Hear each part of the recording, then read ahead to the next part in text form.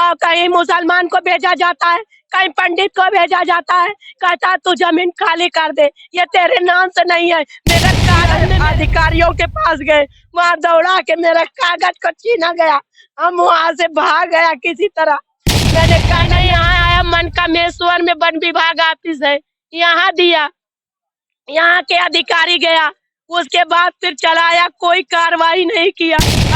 दोषी पाए जाए उनको सजा दें। अगर ये दोषी पाई जाती तो खुद कह रही हमको सजा दें। अगर ये सही है तो इनको न्याय मिलना चाहिए। अभिलाषा गुप्ता जी के यहाँ लेके आया, अभिलाषा गुप्ता जी से मिलने नहीं दिया गया। उनके अधिक हम अपने बाप दादा की जमीन को कैसे भूल सकते हैं? अगर भुलाना है तो हम लोग को, हमारे परिवार को फांसी दे दो, जमीन चाहे। इंडिया न्यूज और मैं हूँ एसपी सिंह। अभी हम भ्रमण करने आए थे, मेले की तैयारियां दिखाने आए थे, महाकुंभ की जो तैयारी की जा रही है उसको दिखाने का प्रयास कर रहे थे। लेकिन एक हमारे साथ में दीदी हैं, तो इन्होंने अपना रो रो के जो हाल बताया अपने घर का, अपने परिवार का, इनके साथ क्या अन्याय हुआ, उस इनके हाल को सुन के आपकी रूह कांप जाएगी। आप सोचने पे मजबूर हो जाएंगे यहाँ के अधिकारियों के प्रति और जो भी लोग इनके साथ अन्याय किए हैं। दीदी क्या हुआ आपके साथ, पूरी बात बताइए। हमारी जमीन हमारे पिताजी ने पहले पुराने जमाने में कैसे लिए थे ये हम लोग नहीं जानता है, पर हमारे पिताजी ने हमको यहाँ से हम लोग को बसाया। हम लोग प्रतापगढ़ से आया था, हमारे पिताजी अपने ससुराल के बगल में घर बनाया है, गाटा संख्या 609-7 के कम जमीन में घर बना है। हम लोग अपने नंबर पे कब्जा है, हमारे नंबर को उठा करके दूसरे के नाम कर दिया गया है, रिश्वत लेकर के सारी अधिकारी ने कर दिया, और हमारी जमीन को नंबर उठा कर दूसरे को दे दिया, हमारे नंबर पर दूसरे को बैठा दिया गया। हमारे नंबर की जांच नहीं की जा रही है। हम जब तोड़ते हैं, हर जगह जाते हैं तो कहता तुम्हारा बाप बैनामा कर दिया है। अगर मेरा बाप बैनामा किया है, 41-45 में मेरे कागज में मेरे बाप दादा का नाम बोल रहा है, मेरे बाप दादा बैनामा किया है, तो लेने वाले का फोटो और देने वाले का फोटो दोनों लगा रहता, कोई अधिकारी कागज नहीं दिखा रहा।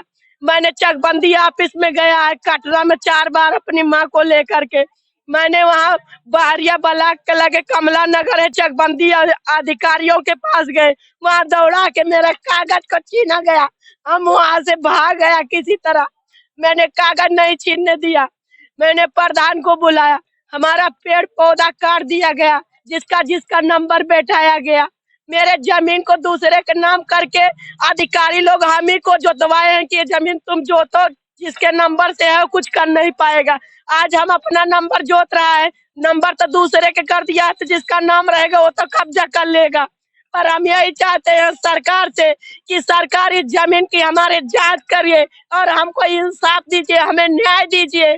और हमारी 4-5 बार कॉलोनी मेरे माँ के नाम से आई, आज तक कॉलोनी नहीं मिल पाई, और मेरी माँ को आज तक 23 साल हो गया, मेरे पिता को गुजर गए।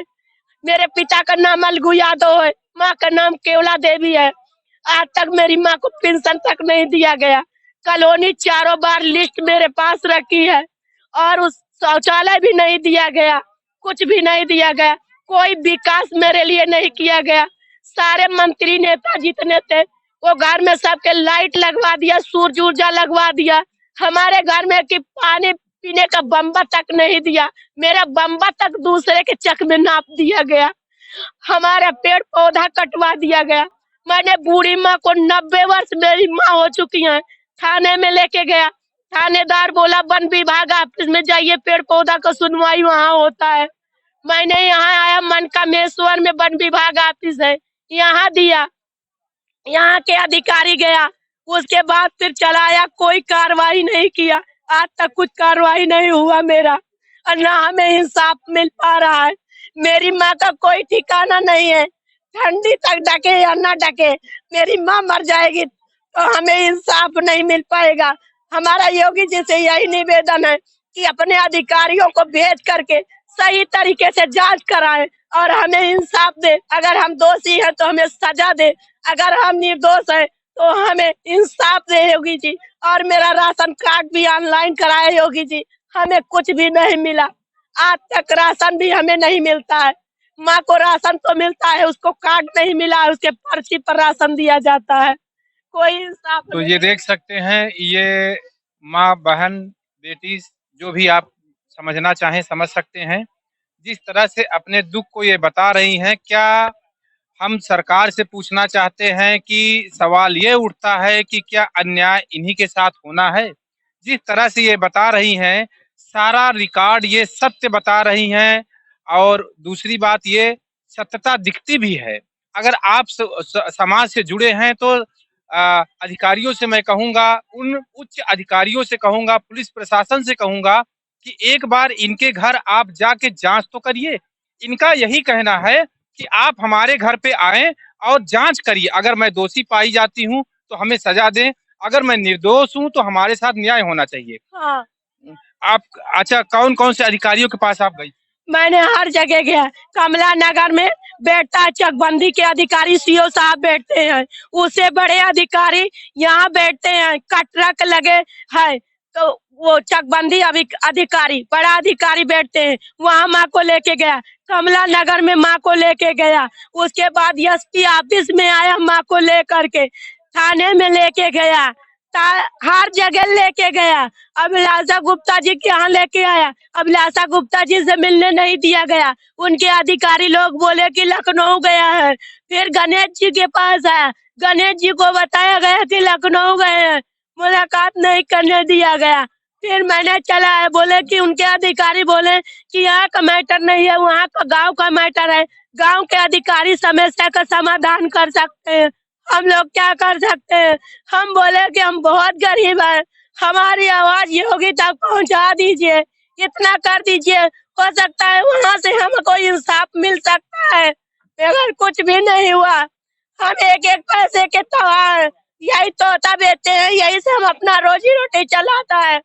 इतने पैसे नहीं है कि हम अपनी माँ को योगी जी के पास कागज लेके पहुंचा सके। देख सकते हैं, ये एक बिटिया कह लें, माँ कह लें या दीदी कह लें, इनकी आवाज़ रो-रो के ये हाल है। और ये देख सकते हैं, यही बिज़नेस करती हैं, यही छोटा-मोटा तोता बेचकर 2-4 पैसे जितने भी मिलते हैं, इससे अपना रोज़ी-रोटी चलाती हैं। और एक चीज़ आपने देखा होगा कि ये एक-एक बात को रट ली हैं कि हमारे साथ ऐसा-ऐसा हुआ है। जहाँ-जहाँ ये गई हैं, जिन-जिन अधिकारियों के पास गई हैं, इनको नाम तक रटा है कि मैं यहाँ-यहाँ गई हूँ, यहाँ से मुझे इंसाफ नहीं मिला है। आप समझिए पहले कि मुसलमान को भेज करके कहीं मुसलमान को भेजा जाता है, कहीं पंडित को भेजा जाता है, कहता तू जमीन खाली कर दे, ये तेरे नाम से नहीं है। मगर कागज में मेरे बाप दादा का नाम 41-45 में है, हुजूर मेरे 41-45 में है। पुराने नक्शा में देखा जाए तो हम अपने नक्शा के नंबर में कब्जे हैं, पर नंबर हटा दिया गया। हमारे पटीदार का जिसका नंबर था, उनका नंबर नहीं उठा, मेरा नंबर अधिकारी रिश्वत लेके हटाया। तो वहाँ पे जब घर बना, मकान बना है, पेड़ पौधा बाग बगीचा है, तो उस अधिकारी को क्या नहीं दिखाई दे रहा था कि ये जमीन को पहले जांच करे और कागज की छानबीन करे कि हकीकत में बैनामा हुआ है कि नहीं हुआ है, जमींदार का कब्जा कौन है, किसका कब्जा है। कोई कहता है ये दूसरे के रिश्तेदार का, तो उसका रिश्तेदार आया नहीं तो उसके नाम से जमीन हो कैसे गया। जो प्रतापगढ़ से हम लोग आया है, वहाँ क्षेत्र में जांच किया जाए, बूढ़े से जवान तक 10, 20, 50 मौजे में कि हाँ ये इस नाम का कोई आदमी दूसरा कभी आया था भविष्य में। जब आया नहीं तो जो आदमी आया उस नंबर पे खत्म भी हो गया। जो लोग उसकी जमीन को कब्जा किए थे, पैसा दे करके मेरे पिता ने, पटेल लोग कब्जा किया था, मेरे पिता ने पटेल लोगों को पैसा दे करके अपने नंबर को खाली कराया, अपने नंबर पे कब्जा हुआ। आज भी मेरे नंबर पे हमको संतुष्टि नहीं मिल रही है, ना चैन से हमें जीने दिया जा रहा है, ना सुकून से खाने दिया जा रहा है। हमें यही कहा जा रहा है कि बूढ़ी माँ तो तुम्हारी पक चुकी है, माँ तो तुम्हारी मर जाएगी, तुम अपने घर जमीन का चक्कर छोड़ दो, सपना छोड़ दो जमीन का देखना, वो जमीन को भूल जाओ। सरकार, हम अपने बाप दादा की जमीन को कैसे भूल सकते हैं। अगर भुलाना है तो हम लोग को, हमारे परिवार को फांसी दे दो, जमीन चाहे जिसको चाहे अधिकारी साहब दे दो, हमें जमीन नहीं चलिए, चाहिए। ये देखिए, अगर हम इनके पास वीडियो बनाते रहें तो कम से कम ये घंटों तक ऐसे ही अपना दुख सुनाती रह जाए, है ना।